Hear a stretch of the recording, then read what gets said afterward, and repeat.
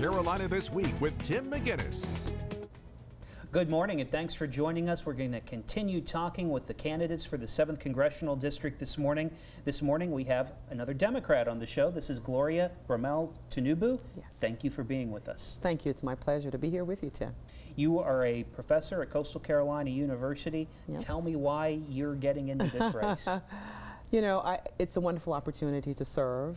I've always felt that I was called to do that, and I started out some 40 years ago to get the training and the experience I needed to be a complete servant, and I did that. I accomplished those goals. I've had a lot of experience, and I wanted to live up to the promise I made to myself some years ago that I would serve my community, a community that gave so much to me. And you have served your community, but a community in Georgia. Yes. Now you're here. Yes. Why here in this area? Yeah. Well, I met my husband at Clemson. We were both working on our masters. I was working on my master's in agricultural economics, and he was working on his in civil engineering. We met and got married in my front yard in Plantersville in Georgetown County, and he looked for jobs here in Atlanta. I mean, in South Carolina, but ended up in Atlanta. And so when I finished a year later, I joined him. And so, like many women, we follow our husbands, and we support their efforts to support their family. And we started a family there, and I came back to South Carolina to do the PhD at Clemson. And now that all of our children are grown, we have 4 adult children. My husband has an assignment in Toronto, Canada. I thought that this was a good time for me to come back and do what I set out to do some 40 years ago. When I went to Clemson, I went there to study a problem that's prevalent in my community, heirs property. That problem is still prevalent. The property still continues to be a source of trouble for most families because you can't borrow against it, you can't improve your farm operations, you can't improve your home. So that problem is still prevalent. We still have issues of underinvestment in terms of infrastructure. My community still does not have connection to the public sewer system. We still have a situation where people are underemployed and unemployed, and poverty is high. People have health challenges. So even though I've been gone for a while, the challenges that I sought out to address some 40 years ago are still present. The only difference is I'm better able to help do something about it. I'm an applied economist with a PhD from Clemson University. Applied means I am trained to solve real world problems, and in terms of my agenda, we will be focusing on economic opportunity, creating wealth and income, creating business opportunities for people, developing our infrastructure so that we can attract development, and also providing the education and training we need to have a capable workforce. I want to talk about some of the issues that affect the Grand Strand and PD and that are really driving this race right now. One of them is I-73. Yes. How important do you think I-73 is to the Grand Strand and PD, and is it something that you would champion? I think having access to transportation that provides opportunities for the local community to grow and expand is a critical piece. There are options. There are always ways of achieving that. I-73 is one of those options. It's not the only option. I would like for us to do some kind of benefit cost analysis to see that if we could achieve the same results using other alternatives, and seeing if this is the best fit. And what are some of the alternatives? Well, there are ways of getting, I think the major problem was providing a way for people to get into the main tourist areas without all of the bottleneck. Well, there are ways of doing that by improving the existing highway system that we have.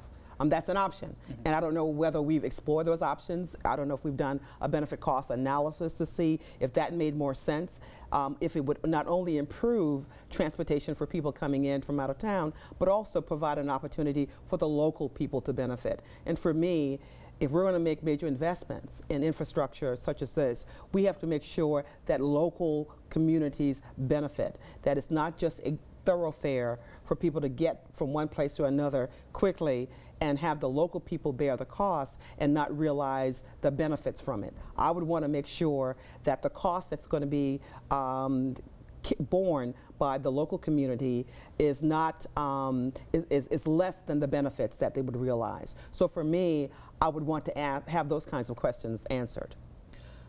Another couple issues that are kind of unique to the Grand Strand, talking about tourism. Recently, the federal government, through FEMA and through a couple bills, have said that hotels can't have glass enclosures over swimming pools, which kind of hurts a lot of hotels that have those glass enclosures over swimming pools to operate in the wintertime. And another one's also dealing with swimming pools, saying that there have to be lifts provided for businesses with swimming pools, lifts in the swimming pools, or some kind of shallow access, that part of the ADA. What do you think about laws like that, that some say cripple businesses from doing their job? Well, I think that we've always had to balance regulations against what was at stake in terms of business being profitable and that sort of thing. We always had to balance regulations that would protect the public versus what would be an additional cost for the private sector. I think this is one of those issues where there has to be a serious sort of analysis of what it is that we're dealing with here. We are in an area, unfortunately, that has the potential for having high winds and that sort of thing that would result in glass being shattered and providing injury to large numbers of people. How much of a reality that is in terms of cost, we just need to see what that looks like. But I understand both sides of the issue, and I was told that this was one of the issues that's really being debated, and that the Chamber of Commerce is really wanting to resolve on behalf of businesses. And I'm certainly willing to work to see if we could come up with a compromise that made sense. Another issue, moving from the Grand Strand, more so talking about the PD and other areas of well, probably our entire viewing area, but particularly the PD, because they have the highest unemployment rates in the state, which is one of the states with one of the highest unemployment rates in the nation. What would you do to bring jobs here? We've talked a little bit about improving infrastructure, but specifically, what do you think can be done to get businesses interested in locating here? Well, not only do we have the situation as you described, 7 out of the 8 counties that make up the district are categorized as persistently poor, meaning that they have been poor not only for the past 5-10 years, but they've been poor for decades, for 30+ years. So what we're seeing now is not new.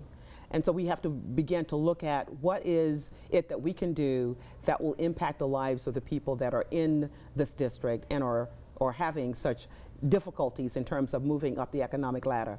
When I was growing up, there were opportunities. If we were told if you work hard, studied hard, and do the right things, you would have those opportunities. Well, what we know for a fact is that because of the high technology content of the economy, less workers are needed to do jobs that might have taken more people to do. It happened in agriculture, it's happened in manufacturing. We're now seeing it happening in the service industry.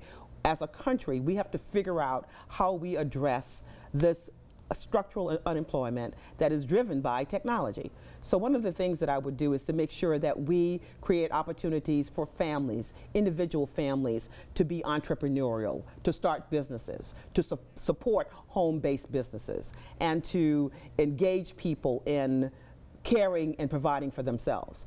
I think that we are at a disadvantage when we're competing with entities that have infrastructure ready to receive businesses. Much of our rural areas don't have adequate highways and transportation. They don't have adequate sewer systems. Some of them may not even have totally adequate water systems. So we have to have that infrastructure in place. That's a clear thing that we can do. We have to train our workforce. We have to look at technology as a driving source in terms of job creation, and I would encourage more students to go to technical colleges and universities to get at least a 2-year degree, if not a college degree, but definitely 2 years, so that they can be prepared. So those are some of the things that we can do without a whole lot of effort, because we have those systems in place to address that.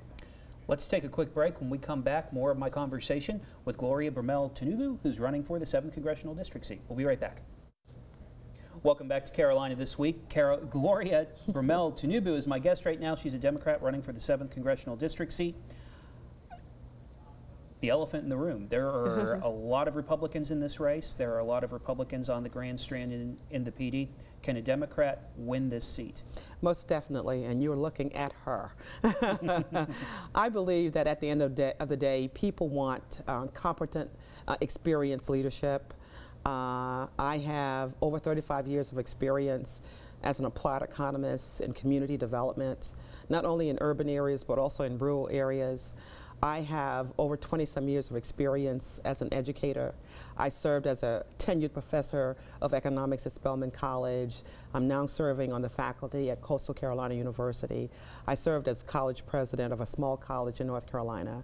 I understand the importance of education. My father and mother had a 3rd grade education and 5th grade respectively, and I had the opportunity to go on to college to get not only 1 degree, but 3 degrees altogether.